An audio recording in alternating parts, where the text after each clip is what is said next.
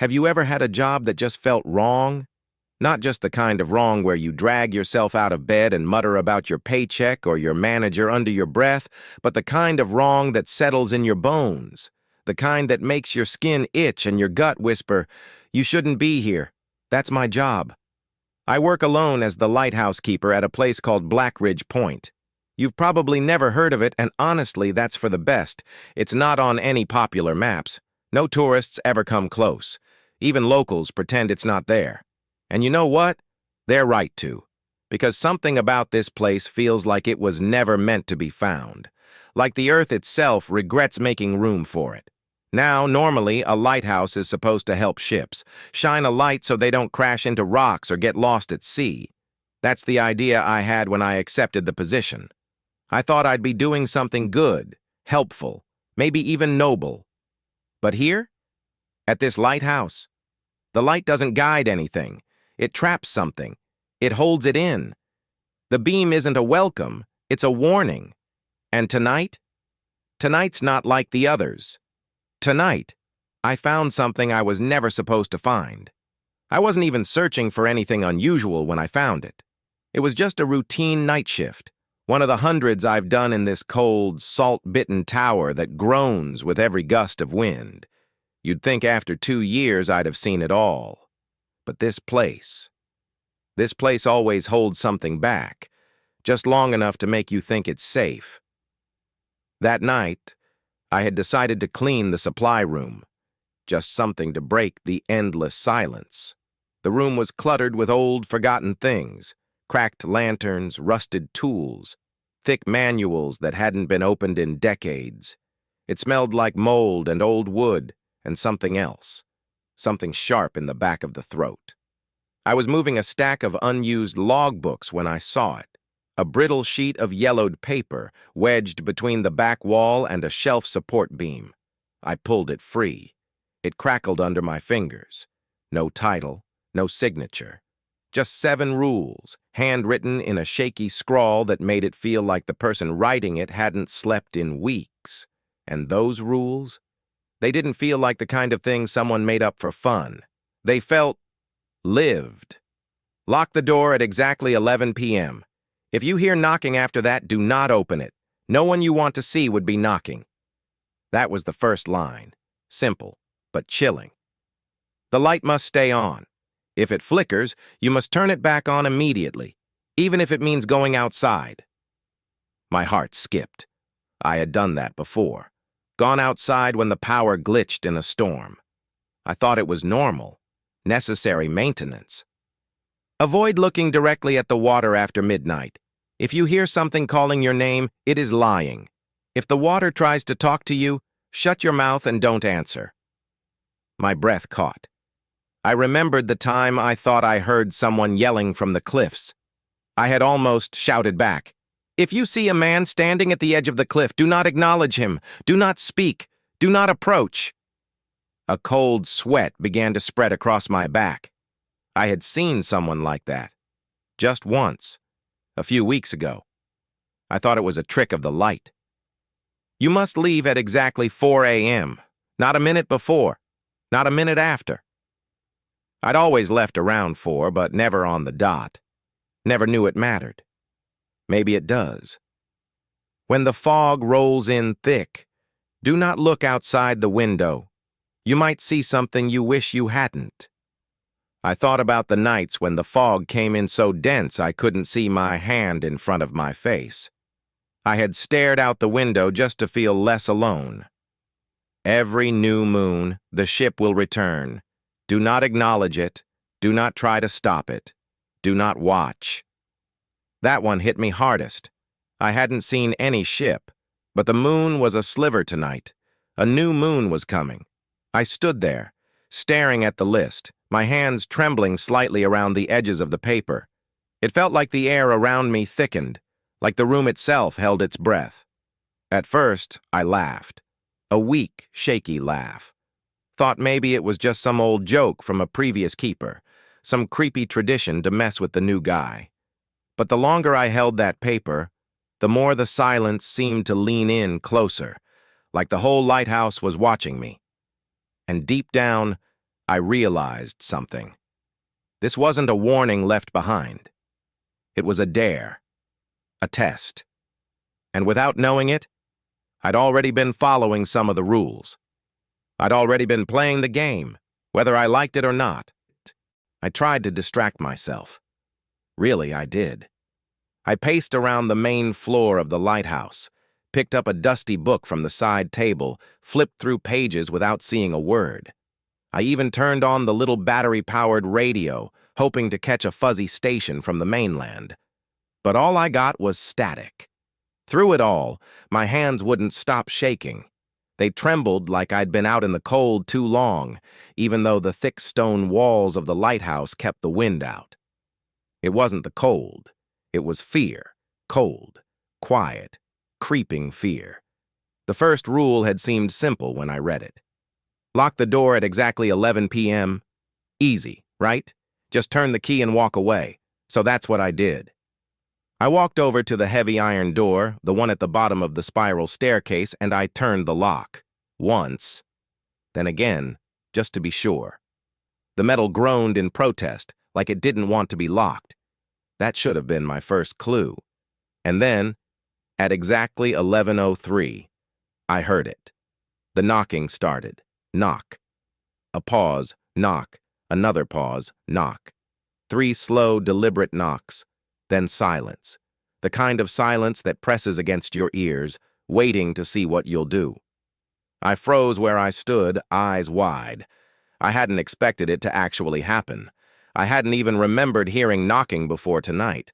But now that I was really listening, really tuned in, it struck me. I had heard this before. Maybe not consciously, but deep in my brain, the sound had been there. Buried. Like a memory you pretend isn't yours. And that's when it hit me. This had been happening every single night. I just hadn't noticed. Or maybe I hadn't wanted to. I took a step back from the door. The lighthouse was on a cliff. It's not like someone could just wander up here. There's a narrow trail that leads from the shore, and the rocks down below are sharp and unforgiving. You'd hear someone climbing that path. Their footsteps would echo. But tonight, I hadn't heard a thing. And then, hello? The voice hit me like a slap across the face. It was male, low, a little rough, like someone who hadn't used it in a while. But there was something wrong, like a song sung by someone who knows all the words but doesn't understand the meaning. Too steady, too careful. I think I'm lost, the voice said. I didn't move. My jaw clenched tight enough to hurt. I stared at the door like it might reach out and grab me. Lost? Out here? In the middle of nowhere? At night? It made no sense. I don't know how I knew, but I knew that voice wasn't right. It didn't belong. Please, it said again, softer this time, like it was trying to sound weak. I don't have much time. You have to let me in. I almost reached for the door. Something in me twitched. Reflex, instinct, that old human habit of helping someone in need. But then my eyes flicked to the paper I'd tucked into my coat pocket. Rule number 1. Do not open the door. My fingers tightened around the coat fabric. I stepped back. The voice kept going, pleading, begging, insisting, each word more convincing than the last. It tried to sound scared, then kind, then angry. But I kept still, kept my mouth shut. Then, without warning, the voice just stopped. Silence. Not even a breath. And then, the footsteps. But they weren't the kind of footsteps that echoed on a stone path. Number. These were different. No crunch of gravel, no rustle of brush, just a soft, steady rhythm, like feet padding over empty air. They didn't head back down the trail. They didn't fade into the woods. They simply walked away into the pitch-black night that stretched beyond the lighthouse like an endless sea of nothing. I didn't breathe. Then, something slid under the door. A soft, scraping sound like paper across stone. I stared at the bottom of the door. A piece of paper. bloodied. Not just smudged, but soaked in dark, rust-colored blotches. I hesitated. My fingers hovered near it, unsure. It could be a trick, it could be a trap, but leaving it there felt worse. So, carefully, I picked it up. The edges were sticky. The smell, metallic, sharp, sickening. I turned it over and slowly unfolded it. There were words, shaky, handwritten lines like the rules, but smaller, messier. I began to read, but I didn't get far, because the moment my eyes hit the second line, the lights flickered.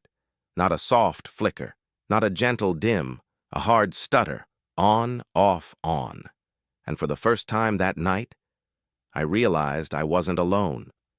When I glanced at the clock, it read 12 a.m. exactly. Midnight. The second my eyes registered the time, the lighthouse light, my only real protection against whatever nightmares this place held, flickered again. A single, sharp blink. Then another, once, twice, and then darkness. The beam that usually swept steadily over the black ocean just vanished, gone, just like that. No warning, no hum of dying power, just out. And in that instant, something deep inside me knew this wasn't a simple malfunction. This wasn't normal. The second rule. I remembered it clearly now.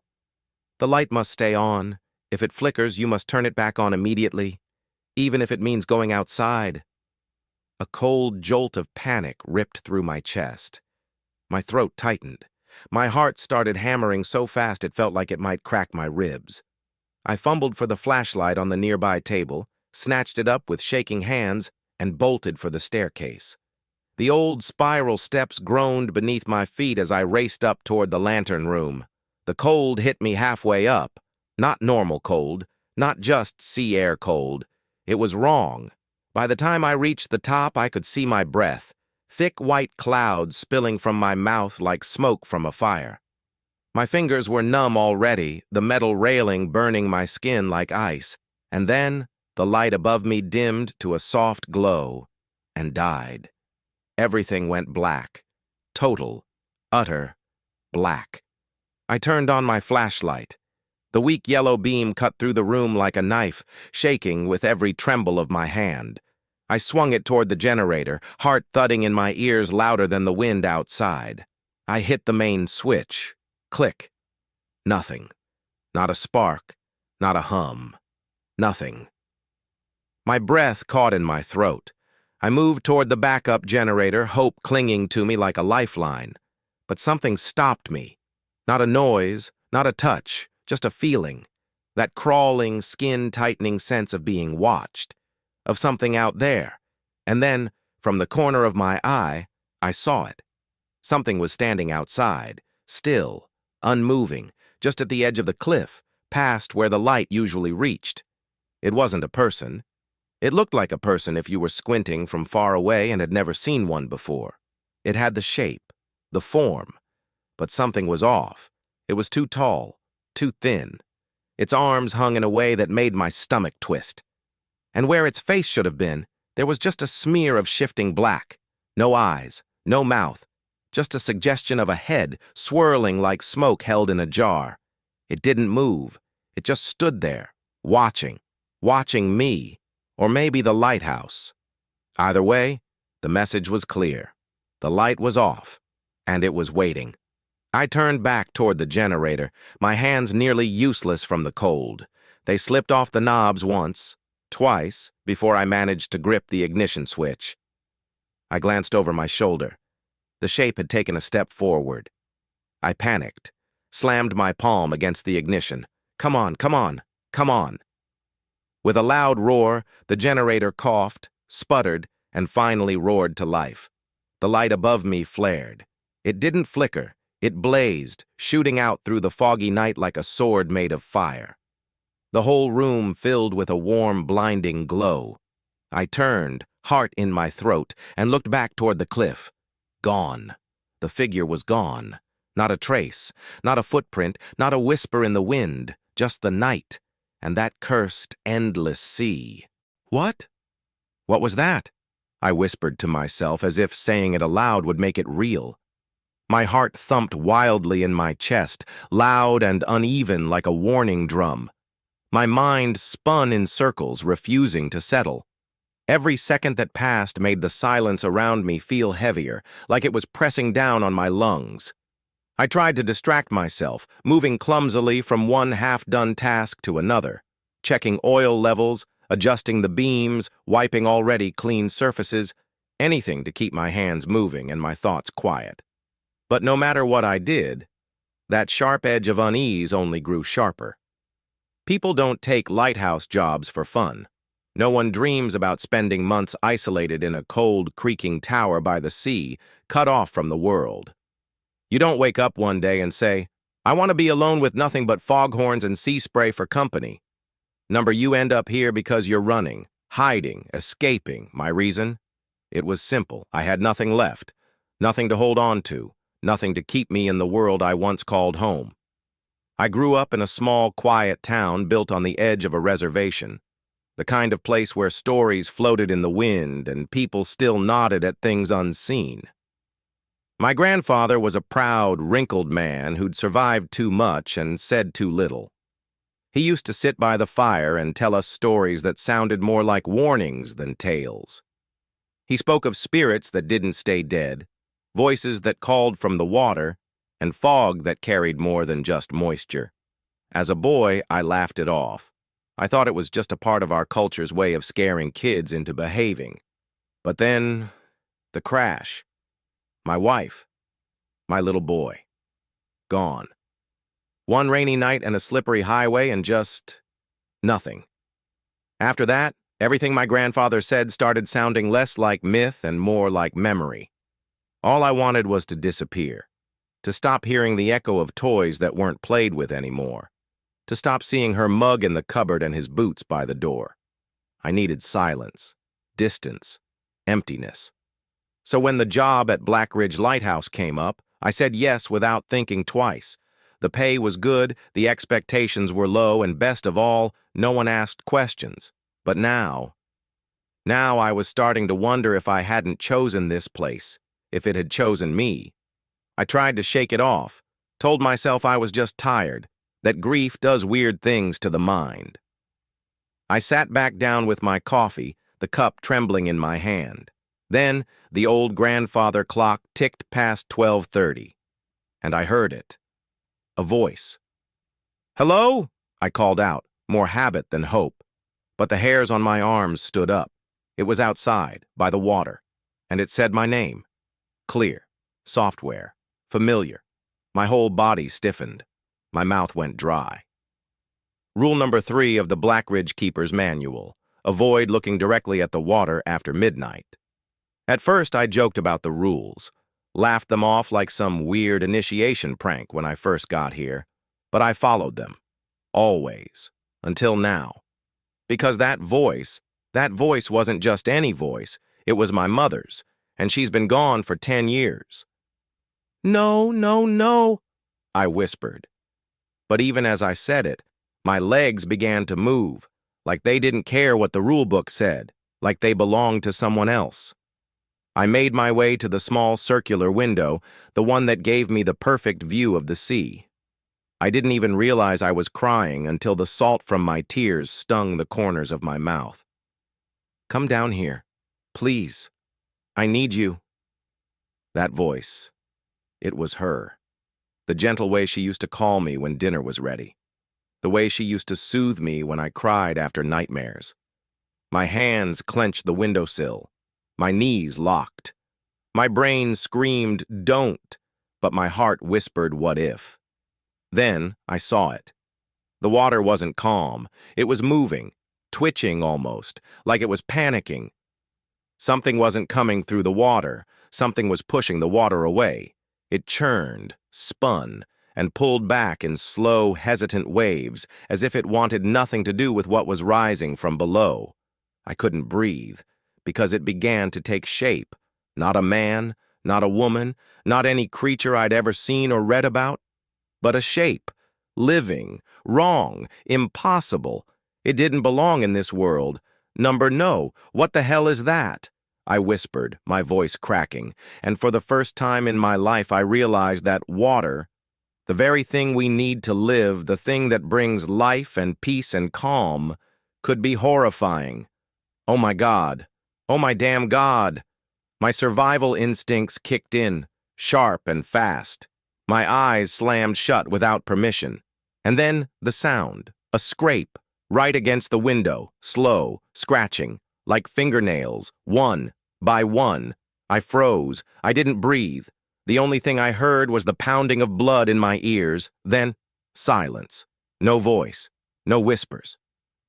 When I dared to open my eyes, the window was fogged with thick condensation, and written across the glass as clear as daylight. Don't break the rules. By now, I was a wreck, completely drained, inside and out. My nerves felt like frayed wires sparking with every sound. My fingers wouldn't stop trembling even when I clenched them into fists.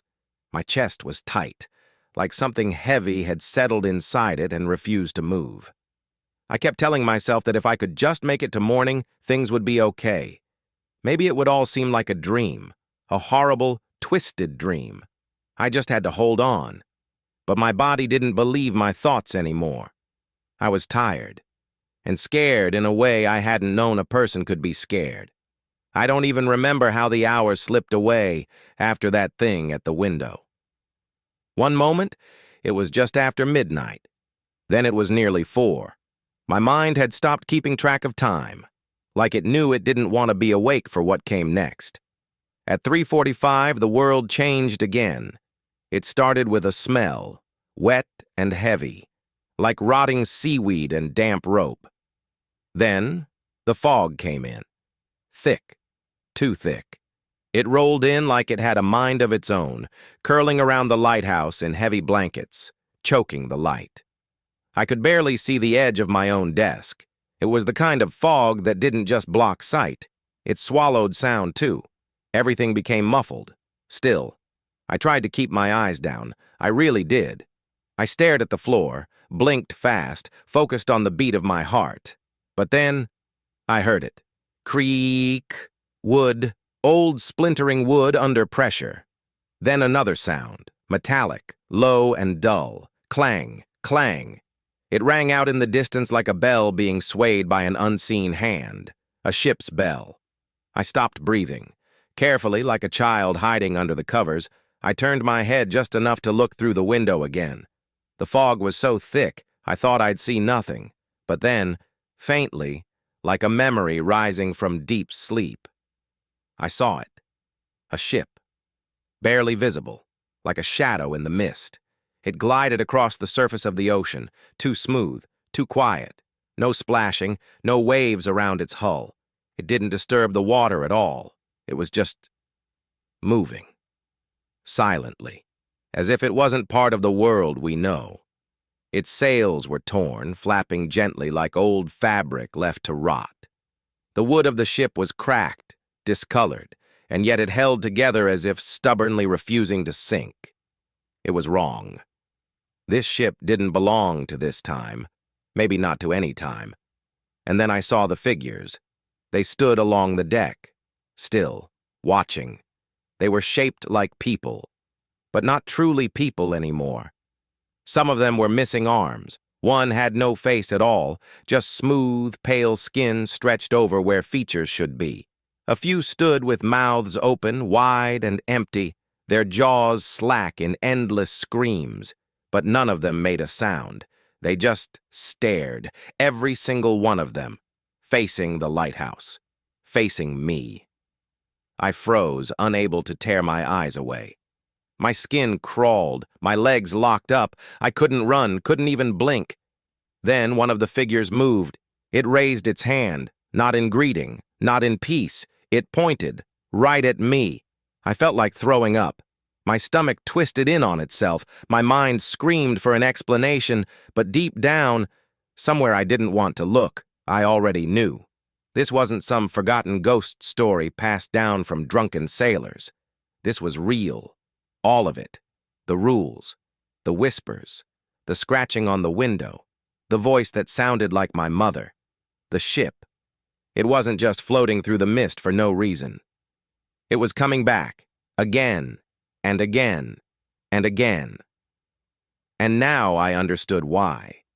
The bloodied paper I'd found earlier this night, crumpled and stuffed behind the logs, it had told the truth. I hadn't understood it before, I hadn't wanted to, but now it made perfect, terrible sense. The last keeper, he had made one mistake, just one. He had let the lighthouse go dark, even if only for a minute. And in that minute, the sea took what it wanted. The ship had crashed. Lives were lost, or maybe something worse than lives. Now, every new moon, the ship returned, searching, yearning, not for answers, for vengeance. And if it couldn't find him, the one who had failed, it would take whoever had replaced him. Me. My legs gave out, but I caught myself on the desk. I turned away from the window. I didn't want to see it vanish. I didn't want to watch those lifeless faces melt into the fog, but I knew it had disappeared, back into the sea, for now. And something inside me whispered the truth I didn't want to say out loud. It would come back, and next time, it might not leave empty-handed. I didn't let myself breathe again until my boots touched the damp stone just outside the lighthouse at exactly 4 a.m. The moment I stepped into the open air, my lungs filled with a sharp, cold breath that hit me like a slap. The sky had begun to change, not quite light, not yet morning, just that eerie shade of gray that makes everything feel uncertain.